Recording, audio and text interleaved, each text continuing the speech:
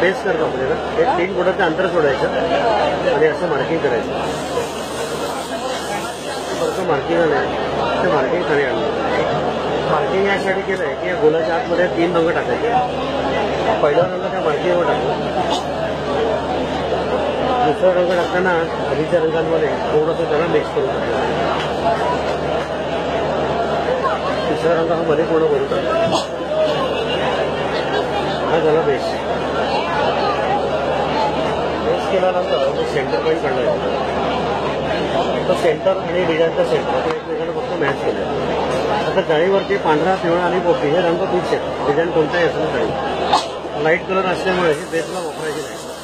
सुरुवातीला हिरवा रंग मी बाहेर फिरवला.